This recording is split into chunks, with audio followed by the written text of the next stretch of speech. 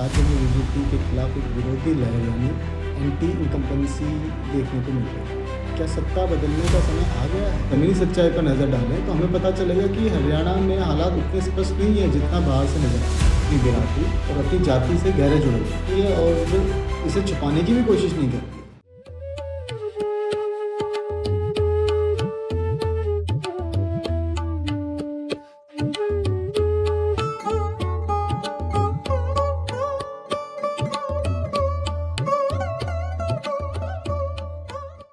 नमस्कार, चौपाल में आपका स्वागत है और आज के इस वीडियो में हम चर्चा करेंगे हरियाणा के विधानसभा चुनाव के बारे में।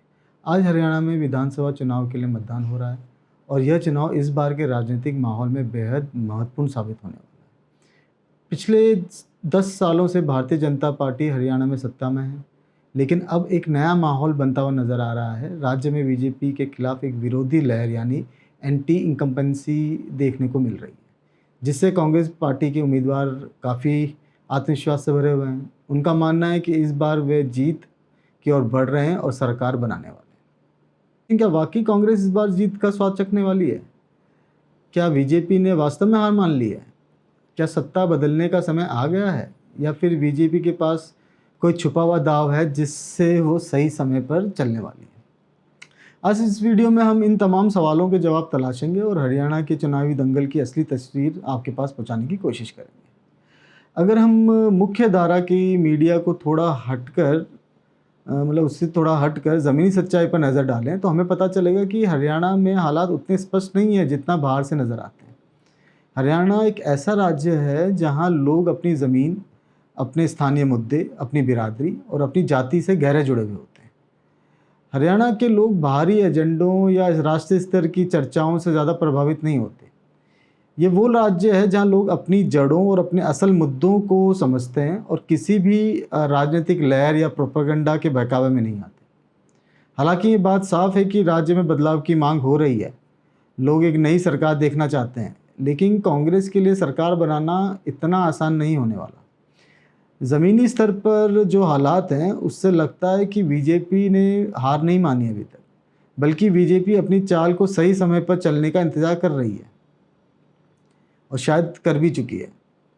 इस बार बीजेपी ने एक बेहद अनोखी रणनीति अपनाई है।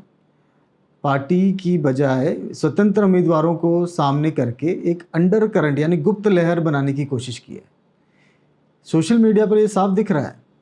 इस बार बहुत सारे स्वतंत्र उम्मीदवार मैदान में हैं और जिन्हें बढ़ावा भी दिया जा रहा है।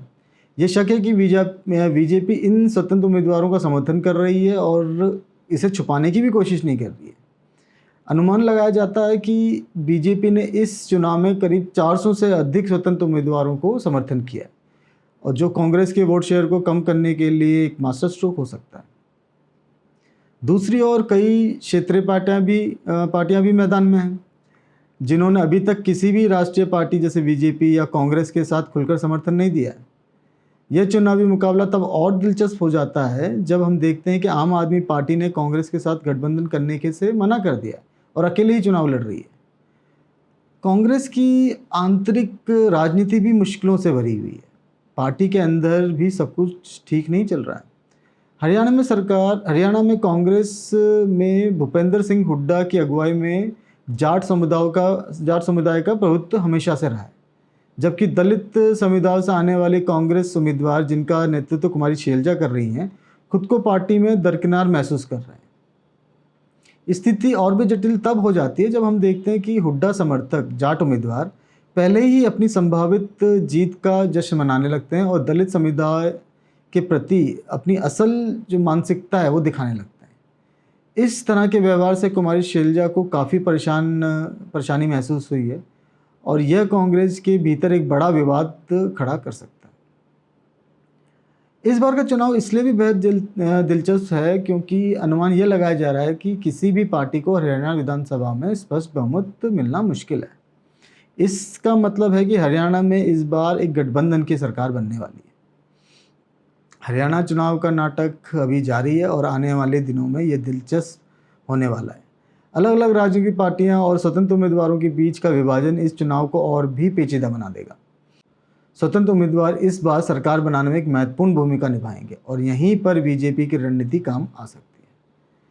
तो क्या बीजेपी अपनी गुप्त चाल से फिर से सत्ता में आएगी या कांग्रेस अपनी नई उम्मीदों के साथ सत्ता पर कब्जा कर पाएगी? तो चुनावी नतीजों के बाद इसका खुलासा होगा और आगे बहुत ही इंटरेस्टिंग चीज़ें होने वाली हैं। तो उन सब के लिए हमारे साथ जुड़े रहिए, हमारे चैनल को सब्सक्राइब कीजिए और अगर ये वीडियो आपको पसंद आया हो तो प्लीज़ इसे लाइक कीजिए और अपने दोस्तों के साथ, अपने साथियों के साथ शेयर भी कीजिए। नमस्कार, जय भारत, वंदे मातरम।